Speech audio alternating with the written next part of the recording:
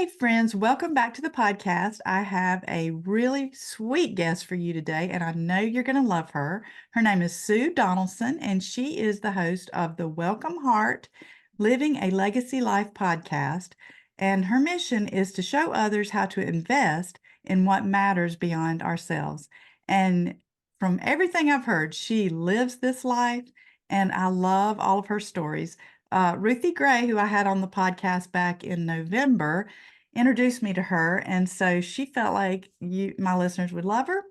And I agree. So welcome to the podcast, Sue.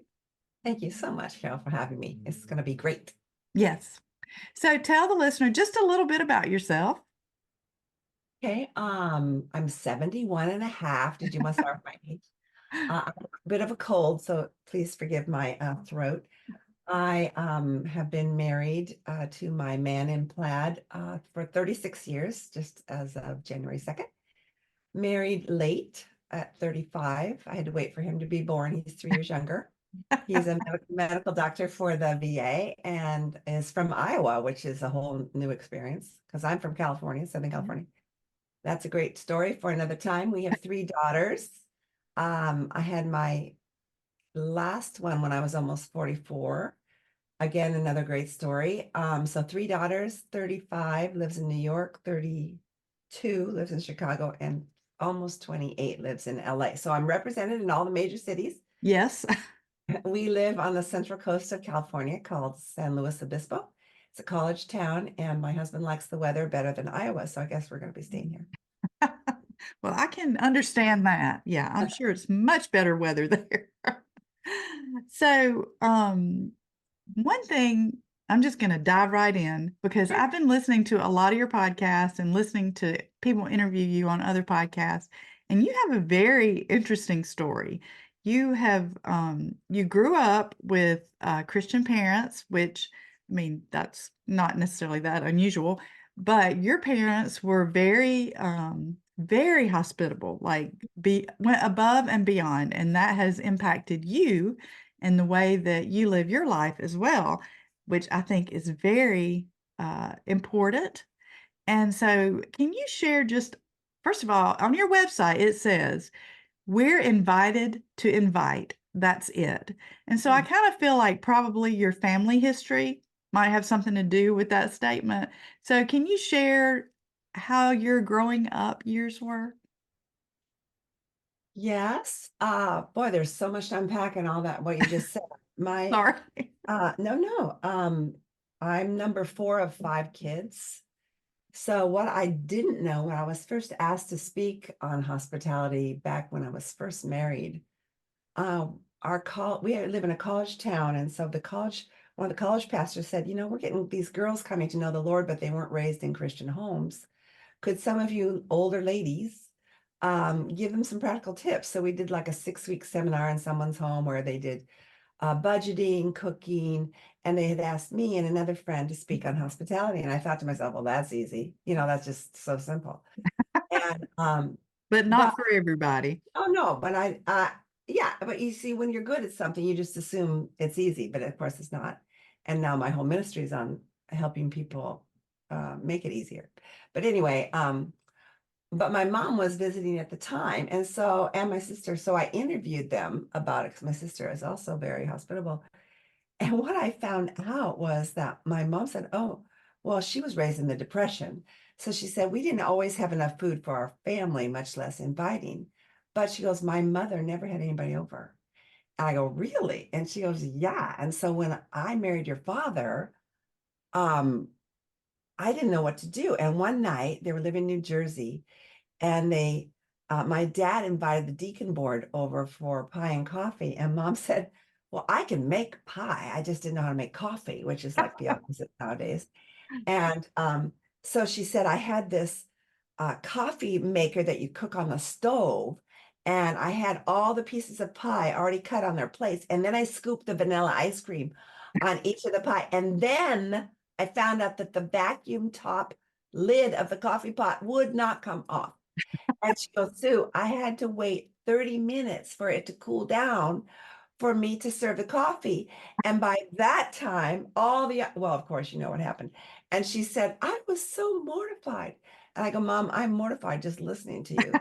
The story. I said, why didn't you just take the pie out and say, coffee is the real dessert? Or they were probably all engineers like my dad, and they would have loved the challenge of coming in and hacking away at this Yeah. newfangled time coffee pot.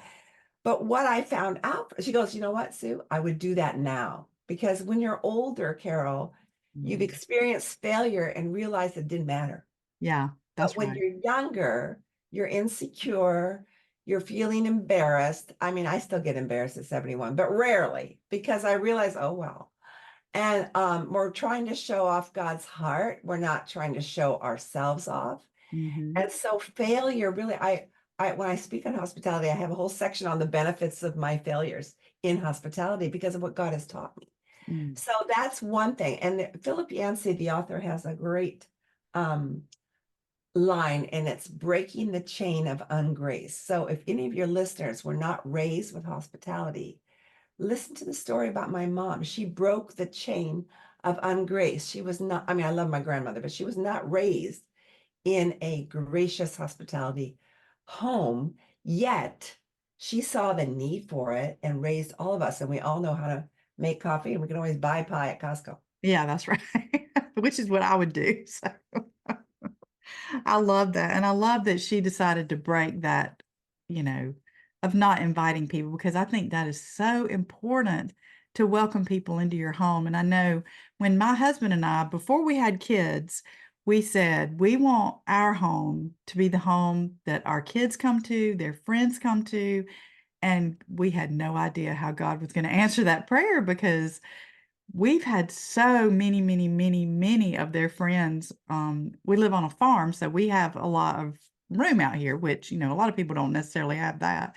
But we've done hay rides and all kind of fun things.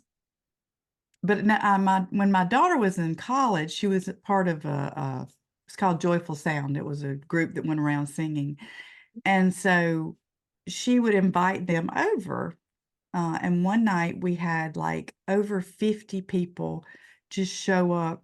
She's like, Mom, I don't know who these people are. And I'm like, somebody had put it on Facebook and Oh, invited people to come. And I'm like, yeah, let's not do that again. Cause, you know, not that we didn't not want to trust people, but you have to be careful, with some of the people that do come in your house. So, but anyway, I think it's a great uh, I can't think of the word. A great thing for you and your spouse, if you are married, to make a decision together that, hey, we want to have people into our home. well, let me just comment on the line that you mentioned from my website that we're invited to invite. Um, there's so many reasons for hospitality, but the baseline, the why behind it is that God invited you and I to his table. Mm, And so we were invited. That's that first part. And since God, everybody listening here today, whether or not they've RSVP'd, they have been invited by the fact that God sent his son Jesus. yeah. And there's so many stories about the table in scripture. But the whole point overall is God invited us, therefore we invite. We invite anyway. We invite whether or not there's 50 people. We invite whether or not we have a dirty couch. We Mhm. invite whether or not our kids are crazy and not well behaved and running under the table. We invite anyway. Why? Because it's really God is the host. And we never have to be afraid when we invite because God is a welcoming God. Mm, And he is the one who needs to shine through us no matter how we're feeling that day. I mean, I've invited people who I really wanted to come, but the people I didn't like so well came. And then I realized, oh, that's who God wanted as my guests, because we have to get over ourselves, number one. And yeah. number two, see that God's purpose is in everything we do. And Mm. so he will give us the strength. He'll give us the wherewithal. When I speak on this, I speak on 17 reasons why we don't do hospitality, and we don't have time for that today. Wow. That just came from that first workshop of 17 reasons. And some of them are legit. But if I thought about them all in one day, I would never have anybody over. Yeah. But the bottom line, we do it because God invited us. Yeah.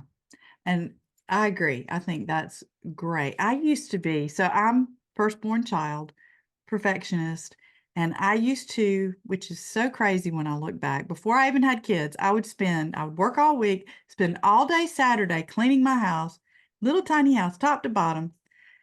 And I wouldn't have anybody over if my house was a mess, or if I did have any sort of, a shower, invite people over, I would be ridiculously crazy, cleaning everything and making sure everything looked perfect. And it was so funny because I had, some people over, a couple of weeks ago, and oh, I know. So we have a big, huge New Year's, like, we do fireworks and we invite the whole church and all Oh, that. fun. And so I had had so much going on. I had a retreat and Christmas and my husband's birthday, 60th birthday party. Like, we had so much going on. And I just wasn't gonna be stressed about it. They were mostly gonna be outside. We do have, like, a little pool house, and I didn't clean it. Yeah, I I didn't do anything, and my daughter's like, "Mom, you are just so not stressed about this. I can't believe it." And I'm like, "You know what? They're here to have a good time and enjoy themselves and have fellowship, and when by the time you get all those people in that little pool house, they're not gonna be able to see the dirt anyway." So, but I have grown a lot in my 38 years of marriage because it stressed me out, and I think so many young moms today really are so concerned about, "Oh, my house is a wreck," or, because you cannot keep a perfectly clean home. It's impossible when you have little kids. There's just no way you can do Or a it. dog, or a Or dog, or or a both. dog. Yeah, that's true. So, Well, you know what what? The main thing is for us to remember, and I still need to remember it each time, is that hospitality is not the same as entertaining. Yes. And the South in particular is known for their entertaining. Think of Southern Home. I've been to a Southern Home party. It was fabulous. But what my host did was entertain. Mm, And I appreciate entertainment. And I think God appreciates beauty, how things are laid out and I how it agree. tastes. I think there's intrinsic value in all that. But God does not say in his word, be a good entertainer. What he Mm, says is, do hospitality without grumbling. And that's a command. It's not a suggestion. And so for me to do it without grumbling, I need to let go of any type of um, perfectionism mhm, and expectations upon myself other than obedience. And so the main difference is that between the two is that entertaining often concentrates and focuses on the hostess. mhm. Right. Hospitality focuses on the guest.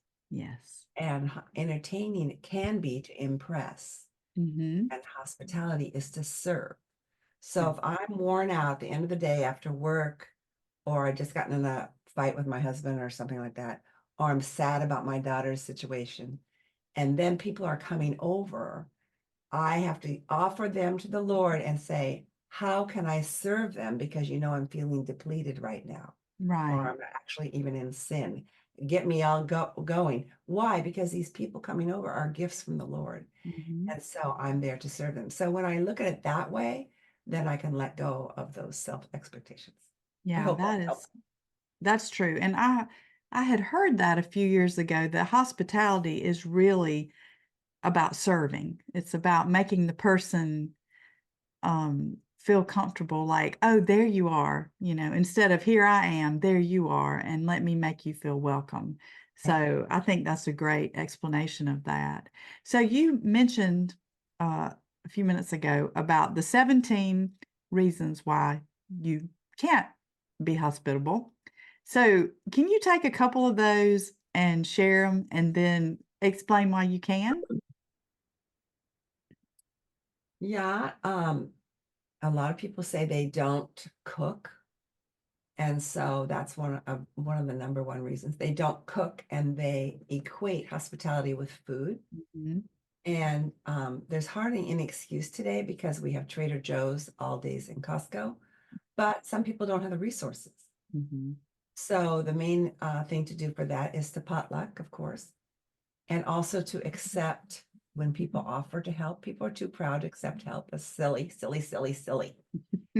Even though I do have the resources most of the time, if people offer, I'll say, what would you like to bring to make it easy on them? mhm. I, a little extra point here, when you have introverts over, they enjoy having something in their hand to hand you besides flowers.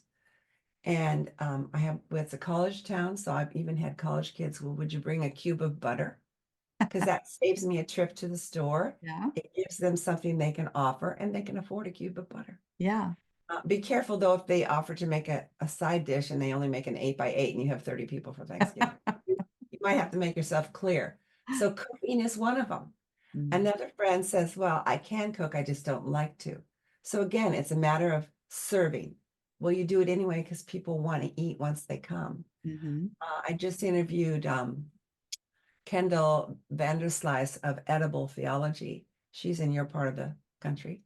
And she talks all about all the how our defenses come down while we're eating at the table. I said, well, can you take the food element out of it? She goes, not really, because when we eat in front of someone, we might choke, we might talk with our mouth full. I mean, it's a vulnerability. That's true. And I thought that was an interesting point. Her podcast is coming out in April. But anyway, so that's one, cooking. The other one you mentioned, the house. Because I went through a 13-year remodel Oh my and goodness. we're still married. That's Um, amazing.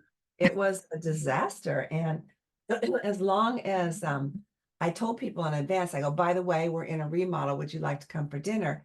I had people say, oh, I had no idea what you meant. Or like when we did the birthday party for Jesus, my friend said, you don't have to give it this year because we didn't have walls. We only had that white tie-back paper. And I said, okay, I'm not going to give it. And my girl said, no, Mom, we have to have it. So in the invitations, I just said, wear sweatshirts. It's cold.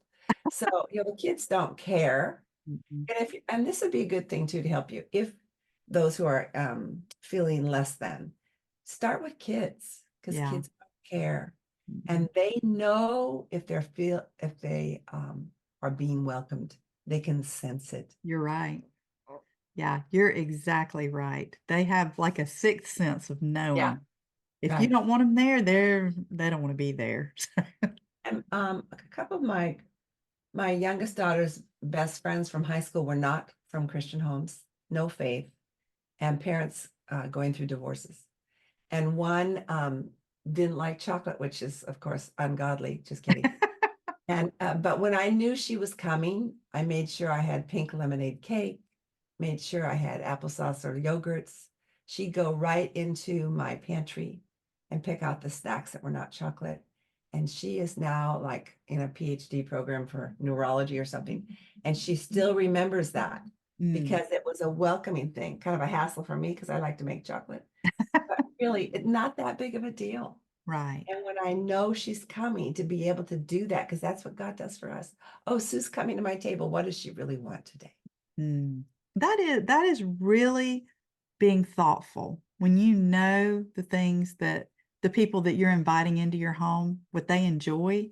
I feel like that really makes you feel special. Sure. And I don't know, that's just an extra touch that really can mean a lot to people. So, okay, say we've got some young moms out there that have littles, several kids. I know you've had 3 littles, I know, at one time. So, that is a very busy season of life, and it can be hard during that time to entertain. So, in the midst of all the busyness and probably going to sports and church and whatever else they have going on, what what kind of advice can you give them about being hospitable? Well, it reminds me of when I was speaking to a MOPS group, and at the end I had a Q&A, and this gal raised her hand and she said, so I have 4 kids. So do I wait till they go off to college before I do all the stuff you've been talking about? I said, heavens, no. I said, this is when you need it. Yeah, As a young mom, actually, it was James Dobson. I read it in a magazine when I was a young mom. He said to be a mother of a young child is like living on a desert island. I And agree. you're so isolated and you feel tired Mhm. and you don't have enough money and you feel ugly and fat and everything Yes. else, and your kids are keeping you awake. That's when you need the community of other moms. And MOPS is good. It's expensive to join, and not every community has it. But I had my own MOPS in my house, in that, not on a regular basis, but I had a set of friends where we just loved on each other. Mm. I have spontaneous coffees where you just say, oh, you're new at church. Can you come for coffee this week? They need a friend and they need someone they can be honest and real with. And yes, they bring their kids.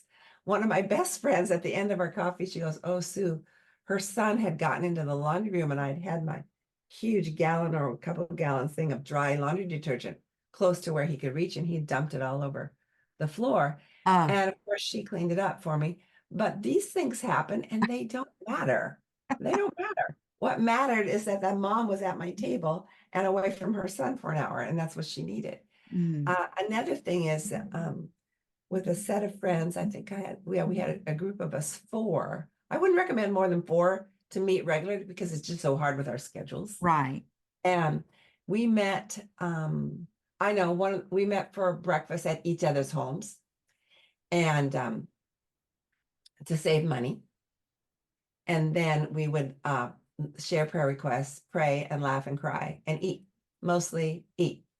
And we did it for about a year and a half. And then one of the girls said, oh, her husband wanted her to go back to work part-time.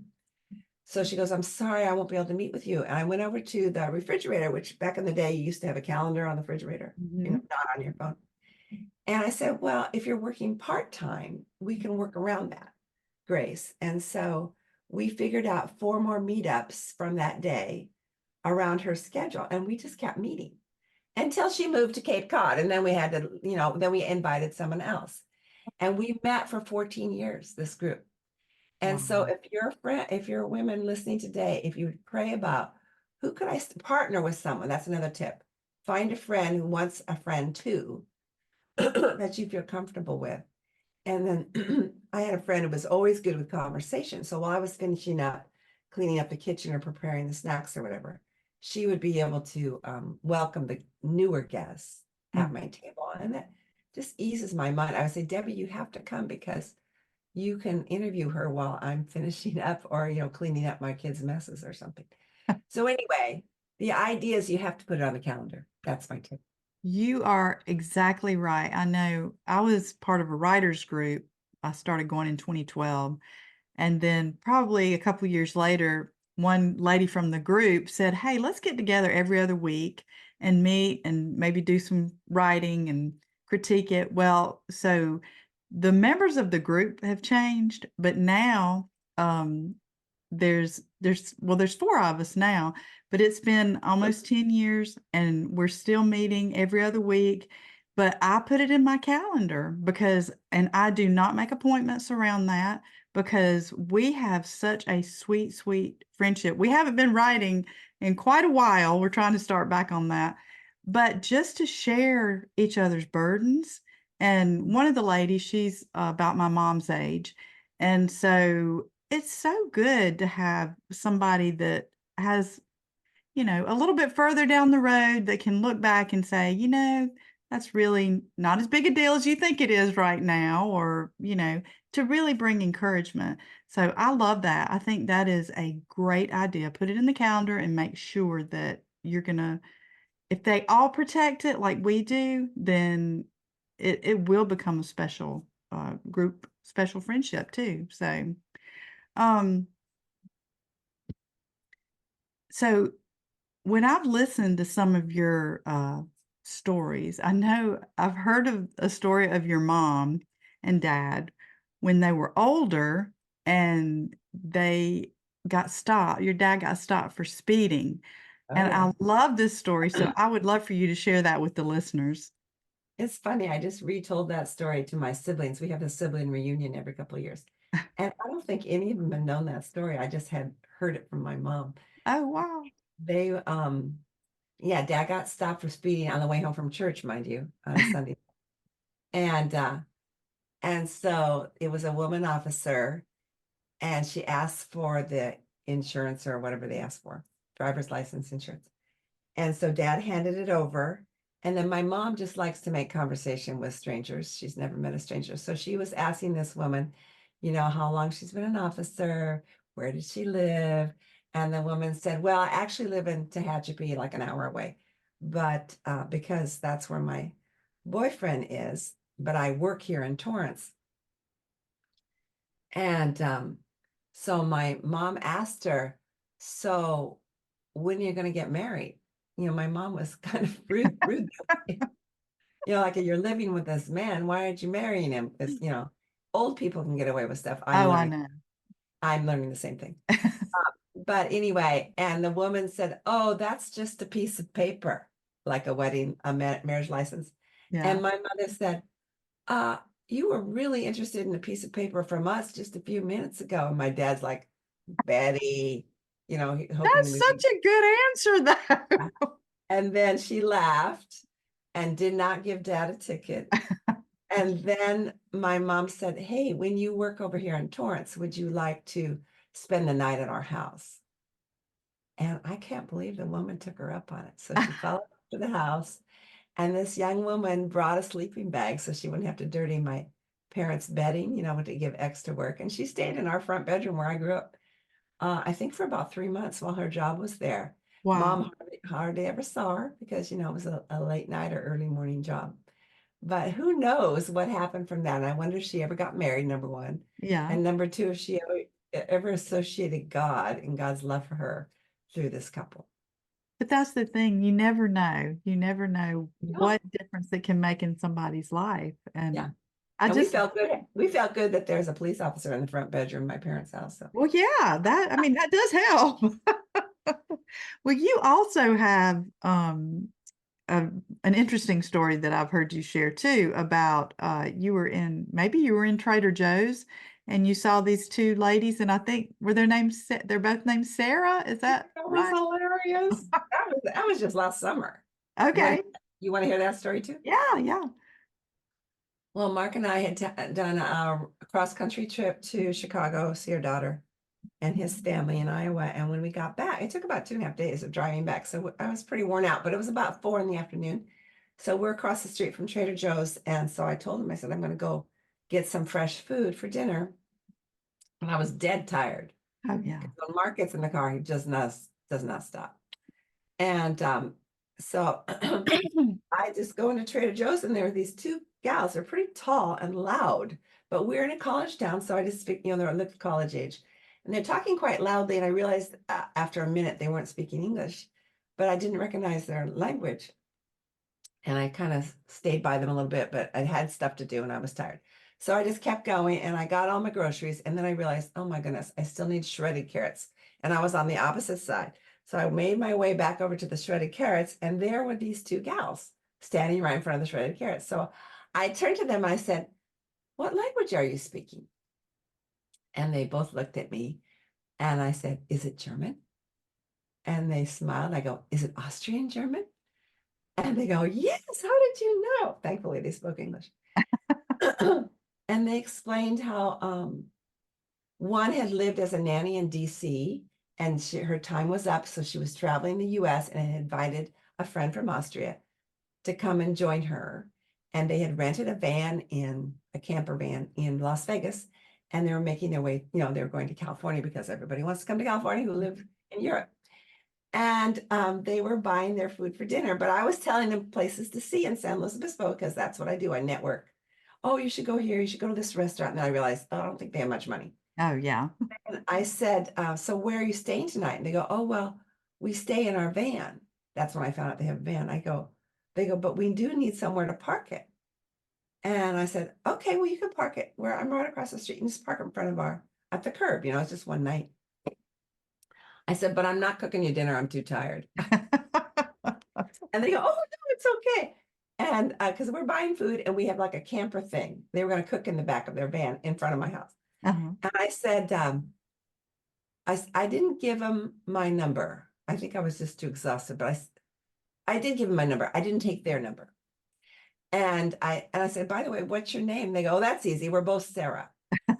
So they had my number. I finished up. I went home, fixed dinner for Mark and I, and told them that we might be having this company. He kind of looked like, because he's an introvert, like askance. He goes, "What?" Because he was exhausted too. I said, "Don't worry, they're going to sleep out front and they probably won't call." Well, then about half an hour later, I get this phone call and it said DC. So I knew it was Sarah. I go, "Hi, Sarah." She goes, "Hi, we're out front." And I said, "Come on in." And I said, "Wouldn't you rather make dinner in our kitchen?" So they made dinner and they were just chatting away. And Mark loves foreign people. We raised our kids with about 35 students from around the world. Wow. And so he's shy, but he's not shy with foreigners. It's kind of cute. But anyway, and so we got to talking, and then we texted, Mark texted our kids that we had these two girls from Austria spending the night. Oh, I said, why don't you guys just stay in our guest bedroom because you can have a hot shower. Wouldn't you like that? And they said, oh, that would be so nice. And so my daughter goes, Mom, she texts, we know you love hospitality, but what if they're serial killers and they should not have to spend the night? You don't even know them. I said, I don't think they look like serial killers, but I did lock my bedroom door that night just in case. And the next day I fed them chocolate chip pancakes. Oh, and the reason I knew it was Austrian German is because another hospitality story. My sister, when her husband was in grad school, would rent out her room to get money to foreign students. And there was this one that she's particularly liked. His name is Peter Conrad from Austria. And so when his time was up, she lived in San Diego. She goes, Peter wants to come see you. So he came up on the train. He spent a couple of nights with us. We just loved him. About 6 years later, I get this phone call. Hello, Sue, this is Peter. And there's only one Peter who talks that way. And he goes, we're going to come to California because we're sick of the snow. And they had 3 kids by this time. So they live with us for 2 weeks. Oh, All wow. all 5 of them in the guest room. This was before the remodel. And then he got a job and they moved to a mobile home. And we've been friends ever since. In fact, this last summer, he wrote and said, hey, we're in front of your house. Where are you? I go, we're in Iowa. He just shows up. And we've been to their home in Austria. So anyway, that's probably why I recognized Austrian German. That is so cool. And I know those girls just they're probably still telling that story to everybody that, hey, this strange woman just invited us into her home Yeah. and let us spend the night and cooked us pancakes. Yeah. It was, oh, and we called Peter and they talked to him. Oh, I mean, yeah, it was an unboxer. okay. That is really fun. It was hilarious. So I want to jump to something a little bit different. So Okay. your podcast talks about living a legacy life. So when you think about legacy, first of all, why did you name your podcast that? And live all of your podcasts talk about legacy, like every title has legacy in it. So Mm. what is legacy to you and why is that important for you to address? Well, it started with a story, which I'll tell you a short story. Okay. I was at our Bible study group. We're in a growth group of people about our age. And a friend was sharing how his mother was declining, going into dementia. And he's older than me. So I said, how old's your mom, Dan? And he said, she is 87. Well, at the time, I was 66. And I thought to myself, you know how your mind keeps going when you're listening to someone, but you're really thinking about yourself. Yeah. I apologized to him later. I said to myself, wow, she's 87. I'm 66, about 5 months out of being 67. I only have 20 years left of cognitive ability. You Wow. know, I may not be able to even spell that or know what that means in 20 years. 20 years is a very short amount of time. It is. Your listeners who are 25 or 35 with kids under 3 kids under 3, you're thinking 20 years is a long time. It is not a long time. And so I started inviting friends over, our older friends actually, our friends that I around my age or even younger who I really respected their walk with Christ. And I just asked them, what are you doing right now to make sure, what legacy are you leaving for those around you? And it gives you pause to be asked that question. So Mhm. I came across those notes the other day, those handwritten notes. And then around the same time, I was asked to start a podcast. And I thought, well, to me, this is something for all ages. You shouldn't wait until you're dead or you're ready to write your trust or your will Yeah. about what you're actually passing down that matters. So to live a legacy life, to answer your question, is to live a life that counts for eternity. Mm. And of course, there's all sorts of things in scripture about that. But I have a mentor. My own mentor always says when she's giving me counsel, if I ask her for counsel, she goes, Sue, if it's investing in people or it's investing in the word, then it's a yes, because both last forever. Mm. That's what. That's really good. Yeah. So, and it's something that we do need to stop and think about. And I, because, and maybe it's because I've lived in this community since I was 14, and Uh, this town has really meant a lot to me. And my husband's family, I don't know, his mom's family, they got this farm in the early 1800s, and they've continuously had it in the family for that long. So legacy, we actually took part of it that used to be part of the original farm, made it a subdivision, and called it Legacy Farm, because oh, legacy is just such an important word. And that's one of the reasons that Ruthie said, you need to talk to my friend Sue, because legacy is a very important thing in her life as well. So I love that you want us to be intentional about that no matter what age you are, you know. right. So when you think about your legacy, what you would like your legacy to be, what would you say it is? And I feel like God's allowed it to be passed down already to my kids as I watch them as young adults, Mm, that we have an open home no matter what. And mm, that when we do, the bottom line is that people know that they are loved by God. yeah, And there's something different from meeting someone at a bar for a glass of wine or going out for lunch with someone or meeting them outside the home. There's something totally different than having them actually cross the threshold of your front door because you're making yourself vulnerable and you're showing them this is who I am so you can be who you are. It's giving them permission to be who they are. And that way it gives the defenses to go down so that you can talk about what really matters, which is do you have a relationship with God because he loves you so much? And that's one reason I wrote a book on conversation starters because yeah. I was going to ask you about that. I have non-Christians in my home a lot because I feel like, we're going to see the Christians later. So we better spend some time with some non-Christians and you have to go out of your way. We can get in our Christian bubble and I forget agree. we forget that that retailer who just started a job needs a cup of coffee in the afternoon after work. Or actually, I would have my children's teachers over for tea after school. Or when they were all three girls were in soccer, so they always needed pasta parties the night before a big tournament. So the girls knew that they could volunteer mom's house. And so I learned to make all sorts of pastas and crock pots and things. And that made the girls then feel like they could do it. My daughter, I just couldn't believe it. She's 35, single, lives in New York. She was just here. She got home at 12:15 in Manhattan 2 nights ago. So last night we're talking to her. I go, what'd you do this evening? She goes, oh, I had some friends over from my community group. I said, you did? She goes, yeah, only two could come. I go, you cooked? Oh, no, I didn't cook. They all had to bring stuff. But I just was so proud of her because she's dead tired, but it was already set on the calendar. Well, it sounds like she's like her mom. So Yeah, except I cook more than she does. She dates men who cook, or at least hopefully that's how she'll end up. she, she's smart to do that. Yeah, I gotta say, I don't cook. I mean, I cook as little as possible. I'll put it that way. And so there's only one recipe that I cook when I have a group, and it's the recipe my mother-in-law cooked when I was in the youth group.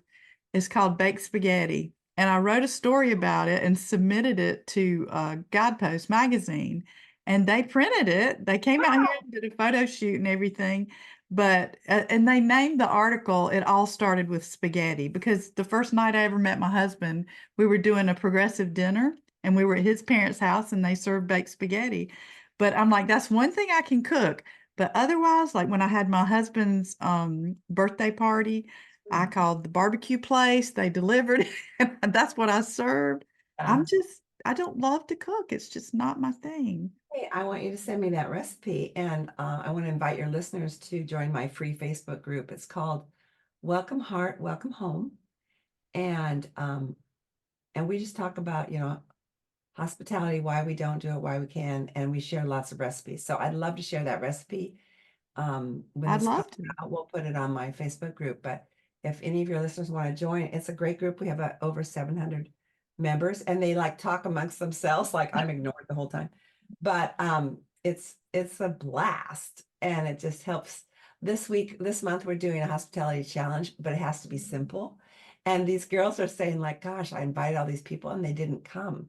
So then we ate meatballs for a week. I mean, they're talking about their failures as well as the successes. A friend wrote this morning, she goes, I was having my Bible study girls over and the weather canceled it because she's up in Washington. So that was this morning. So Oh, she had 2 egg casseroles. So she cut them up and she went over to 5 different neighbors and delivered hot egg casserole. wow. That was a Isn't great that great? idea. I know. So yeah, we would like your baked spaghetti recipe on my Facebook group. It's called Welcome Heart, Welcome Home. I will, and I will put a link to that in the show notes as well. Okay. All So right. for any listener who wants to stop by and be a part of And, that. and I want you to join too, because you don't Yes, have to, I will. I you will don't have to definitely. like cooking. Yeah, thank goodness. I'm glad hospitality isn't all about cooking. Praise the Lord.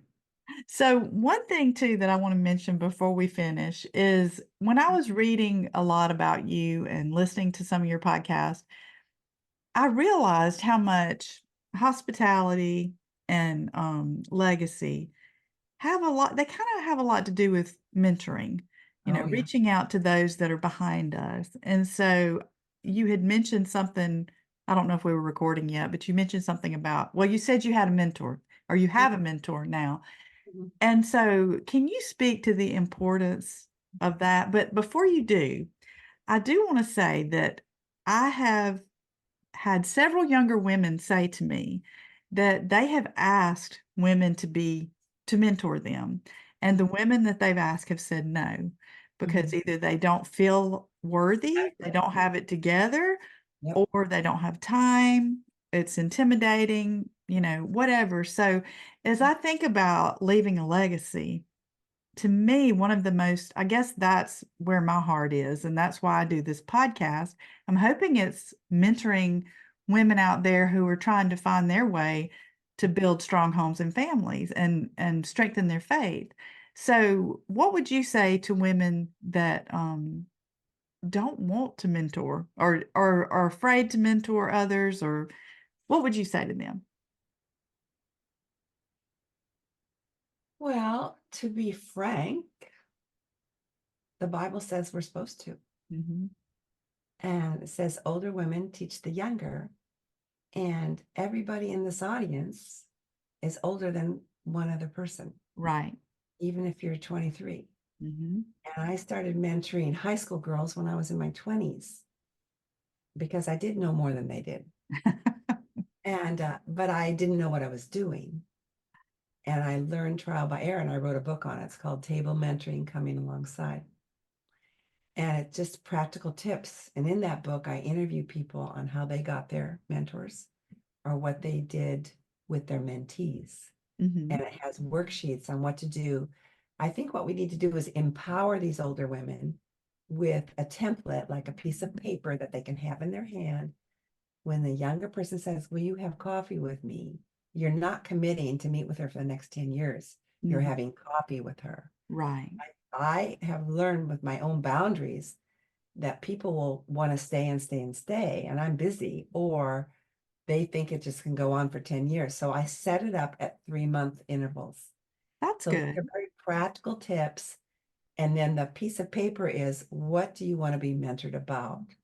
And a whole thing on goal setting. So pick 3 goals, maybe with your marriage, finances, child raising, and then they discuss strategies. And some people don't want to do that. They just want to talk and cry and pray. And Mm. that's good too. But Right. for those who are more, I want to grow in this area, this is what the book helps you with. And so my own mentor, we don't meet regularly anymore as much as we did when my kids were younger, but she's been my mentor about 25 years and she's not that much older, but she got married like at 18 and I got married at 35. So we're at different level and I consider her a lot wiser. And she'll challenge me on what section of scripture you're memorizing right now. And she's always praying for my children, and that's what I need the most. And she rarely tells me what to do, but I can always count on her to tell me what to do if I ask her. So I heard a rumor that she's moving, but that's okay because we don't meet that often. But we can always talk on Zoom. But um, yeah, I think I don't know if I've answered your question, but when you have something in your hand and you ask them what they want, and if you feel inadequate, like I was assigned to a mentee at our church, and I could tell we didn't click. Mm, And she wanted things from the Old Testament that I didn't, I mean, I could study it and give it to her because I'm a Bible teacher, but that's not my main thing that I mentor on. So I helped her for 3 months. And because it was 3 months, didn't hurt each other's feelings when the time was up. And what I did was I relegated her to a gal who was a perfect mentor for her. And they're still friends. So I feel like I didn't let her down or myself down. I think that is so good, and maybe that's part of the problem too, because I feel like the younger generation, they kinda do things more organically and feel Yes. like it should just happen, and maybe being a mentor, as since I'm older, we're used to having, like, a program to go by or, like you say, have this list of questions, what do you want? And the 3 month, I've never thought about that. That is Mhm. a great idea. That way, if you don't fit, then that's a great way to say, let me find somebody. And you can help them find somebody else that can help them with whatever it is that they want to be mentored towards. Yeah, But one of our college girls, well, then she got married. She reached out to me. And I said, "What is it that you need?" She goes, "Well, she just had a tough time with her husband. So we just met one time and we yeah, just talked about that. It didn't turn into a mentoring relationship. Another gal, same thing. She and her husband were in counseling. And I said, Christiane, I don't have time for every week. And so we do it like every 2 months. And mm, we check. And now it's been years. And she's a graphic designer, so she helped design two of my books. So we give things back and forth. And her husband helps me with tech stuff, and ah, their marriage is going strong. And had nothing to do with me, but we became friends. But my point is, she's organic, like what you said. yeah. And she's also vegetarian, so it's a bit of a challenge. So, but we she just needs someone to talk to.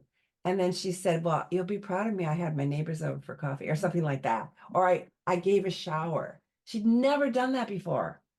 I Wow. thought, oh, I guess what I say makes a difference. Not that it's about me, but it's like Right. sometimes you just feel like you're spinning your wheels, and people don't have to do things like you do it. They just have to do it.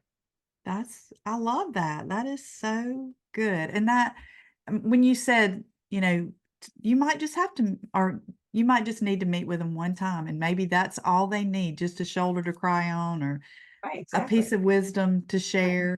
I Yeah, mean, but the book talks all about that, and it's like $12. It's a good worthy investment. now Uh, that reach, book is yeah, it's called Table Mentoring, something about coming alongside. okay, because you've written several books, so I went and looked. You've got several of them out there. But yeah, I love that. I love the mentoring. And there are so many people that are lonely. Oh yeah. That's one thing that your website talks about too is the loneliness. And I think in our culture today, you would think we're more connected, but it seems like we're lonelier than ever.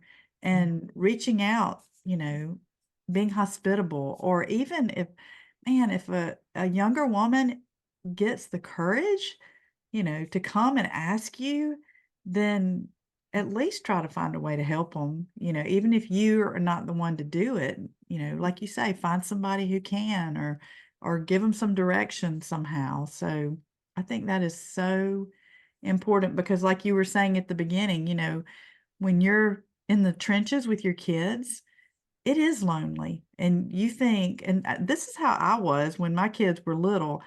I felt like I was the only one experiencing and I look back and think, "How could I have thought that?" Women have been dealing with this for, centuries. But when you find out and that mine came through reading books and, finding devotional books, and I'm like, "Wow, that's exactly how I feel." Yeah. And I Yeah. remember in one particularly very busy season, I was exhausted. I was so tired, and I was working at the church and doing a lot for them, and I went in I love going into the Christian bookstore, which you can't do that anymore, but, And I was just like, "I just need something that's gonna encourage me." And I looked, and one of the spines, it said, "Growing Weary Doing Good." And Mm. I grabbed that book and I bought it and read it cover to cover, and it did. It encouraged me so much. So I think a lot of the young moms really need our encouragement. They need to know that they can count on us to just to have, like you say, just to be a shoulder to cry on sometimes because it's hard when you're lonely in the middle of dealing with the hard stuff in life. So, but Well, I'm going to offer a free resource to your listeners today. yeah, One hospitality prayer and a recipe, but also some mentoring worksheets that I normally sell, I'll be giving away. wonderful. They could just, they're printables, you just print them off. You don't have to use them, but sometimes it helps to have a structure. Mhm. And then you may not even look at them the second time that you meet with a person. But you could, if you're the mentee, you could even give them to your mentor and say, this is something I'd like to work on. Yeah. And so I'm happy to provide that for you. I'll give you the link. That would be great. Thank you so much. So I will put the link in the show notes so you can just Okay. go there at the end, listeners, and you can find all of the things we've talked about, Sue's books and the worksheets, everything that, and her podcast. I'll have a link to that on the Great. in the show Oh, and notes. I'd love to come and speak at your church. I go Yes. anywhere. I'll even go to Georgia and South Carolina. Because I've been to Georgia. I went to Pennsylvania last year. That was a blast. And this church only had 180 people, but they had 80 women at their retreat because they get Wow. from other churches. They're such a you would like to be on their committee because you said you like to plan things. They Uh-huh. had such a well-oiled machine, and it was a blast. So if any of your listeners need a speaker, there's all the information on my website, welcomeheart.com. Yeah, that would be awesome because if you did come this way, I would love to be a part of it and Great. welcome you here in person. Thank you. So, if the listener wants to, I know you're on social media. We talked about Instagram. So, where can they find you on social media? My Instagram is pretty active. It's Sue Moore Donaldson. I keep my maiden name in there only because of my students, because I used to teach high school. Uh, Sue, at Sue Moore Donaldson is my Instagram. My Facebook page is Welcome Heart, and my Facebook group is Welcome Heart, Welcome Home, and all the things. So thank you so much, Carol, for having me. It's been a blast. Thank you, Sue. I have really enjoyed talking to you, and I hope we get to see each other in person. Me too. That would be awesome. Thank you.